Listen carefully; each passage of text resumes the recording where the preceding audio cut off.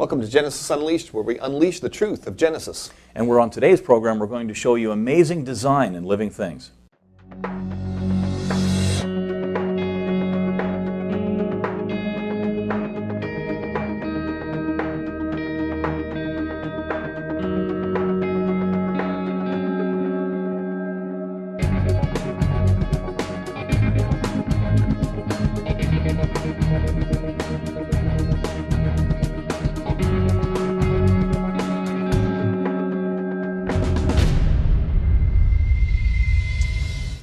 Okay, welcome back to Genesis Unleashed, and we're looking at question number 6 out of our pamphlet, 15 Questions for Evolutionists, and we're going to give you the question, then we're going to give you the responses that skeptics have written in to our We've got some responses from these, yes. And then we'll respond to those and show once again how very difficult for evolutionists to give good responses to these questions. So here it is. Question number 6 in the pamphlet is this: living things look like they were designed. So how do evolutionists know that they weren't designed?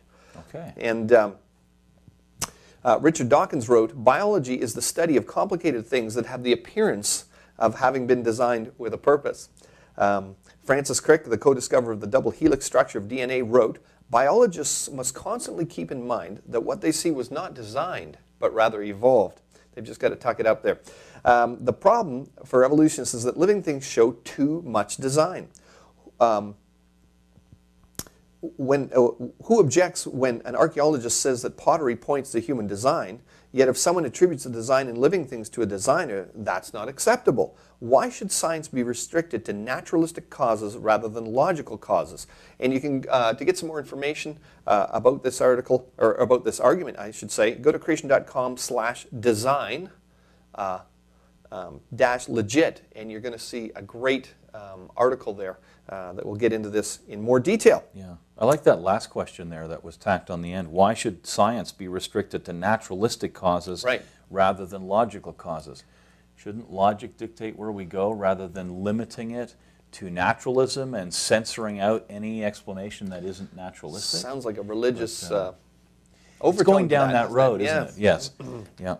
Okay, answer number 1. Here we've got obviously responses to this question, question number 6, like we had to the other responses. Here it is. They don't. But to say that there are is a mere argument from ignorance. So they look like they were designed. They don't. Well, the evolutionists don't know if they were designed, that they weren't designed.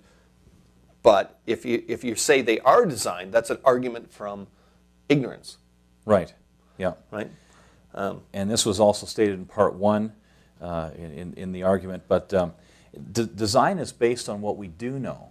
We know when we look at things, we can tell that things have been designed. And any of you watching the program, you know design when you see it. Well, right off the bat, there's a problem here, isn't there? If evolutionists are saying, well, we don't know whether it's designed or whether it's not designed or not, they're arguing from an argument from ignorance. And as you just mentioned, we're arguing from what we do know, not from what we don't know. So he's actually got the shoe on the wrong foot here. Because how do we detect design? I mean, we do this constantly. There is a criteria that people use in everyday life to detect design. And for example, if you had a team of archaeologists or whatever, they're out in the field and they go into a cave, and they look around the cave and they they see these pointy rocks. Kind of look like arrowheads or something like that, but they seem to be quite shaped, and there's lots of them. Or they see a bunch of circles, stones put in a circular fashion with some charcoal in the middle or something like that, and then they look on the wall and they see paintings, or they see these scribbly lines, and they don't really know what it looks like, but boy, it looks like a language or something like that. Those would all be natural, logical conclusions based on the evidence you're looking at. Because remember, we're not talking about they didn't see all those things come to be. They just have happened upon them. Now they got to make a logical decision here. They would come to the conclusions, I think, that I made based on the fact of the intelligent design that they're witnessing. Right? Even though you don't know the design, you didn't see it be designed. Speaking of rocks in a circle, think of Stonehenge. Right. Nobody thinks that wasn't designed. Just weather erosion. Yes. Random processes. The wind moved those rocks into position. Exactly. So you can detect design You know, you look at a code system written on a wall. I mean, even if you don't know what the code system is communicating, you know, like when they found the Rosetta Stone, you know, they had this language and they couldn't interpret it, right? Hieroglyphics, but then you have a translation device. That's right. And then they could figure out what the language is. But they knew it was a language even before they knew what it was saying. You can recognize the design that's there, the intelligence that's behind it. That's right. And you have the SETI program as well. I mean, if we're the search for extraterrestrial intelligence. Extraterrestrial intelligence, yes. Right. And folks there involved with that program, they're looking for complex coded signals that are not going to occur naturally.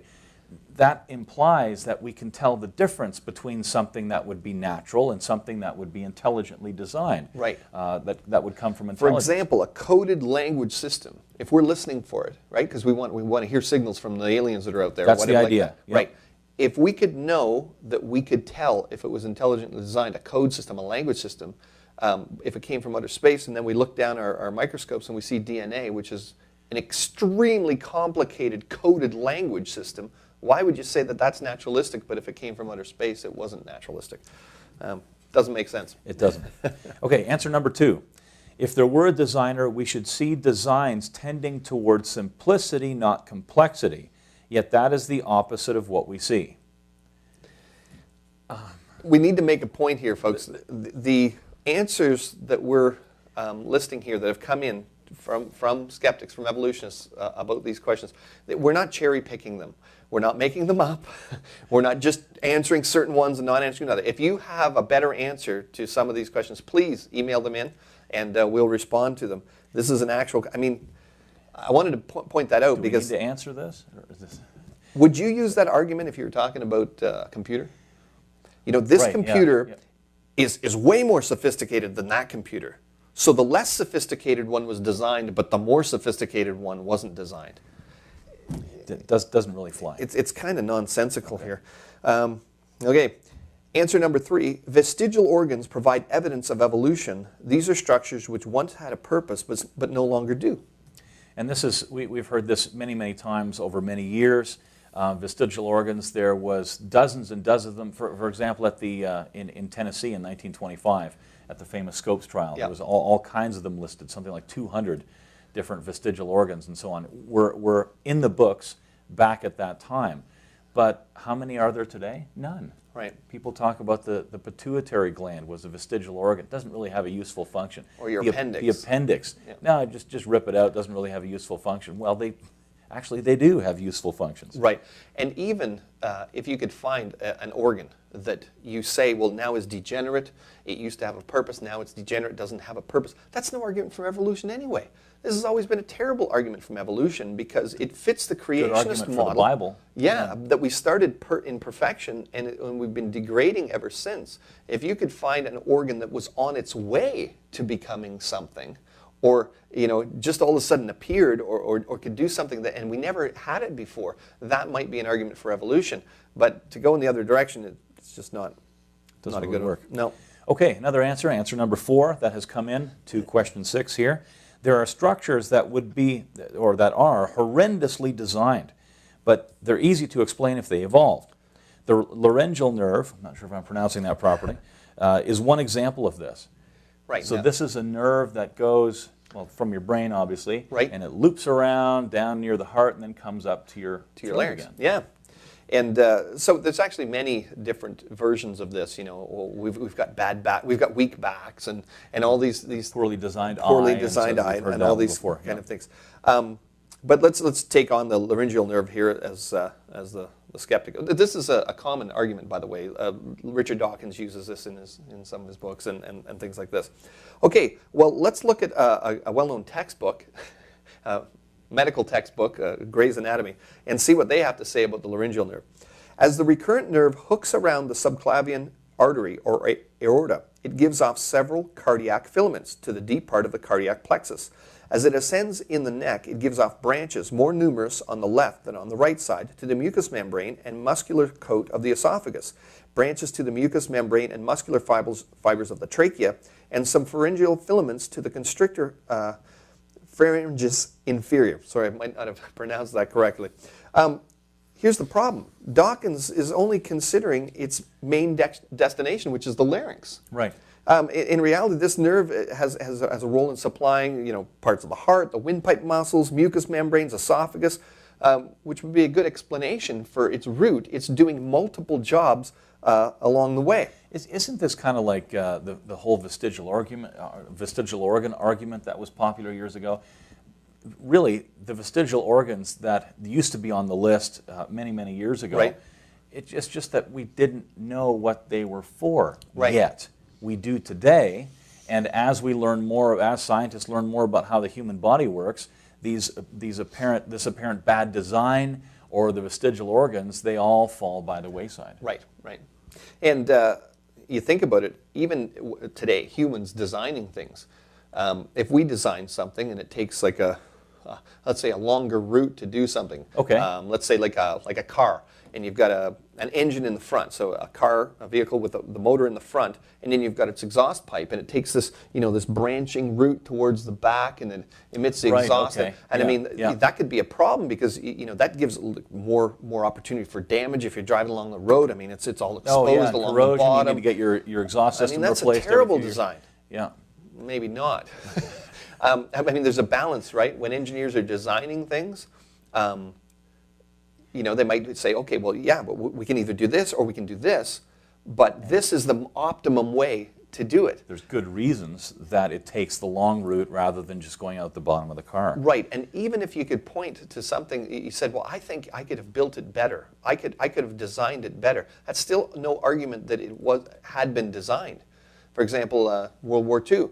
Let's say you see a German Panther tank. The Panzer tank, yeah. And then you look at a U.S. Sherman tank. Well, I've done a little bit of looking into that, and I can guarantee I'd rather be in the Panther than the Sherman.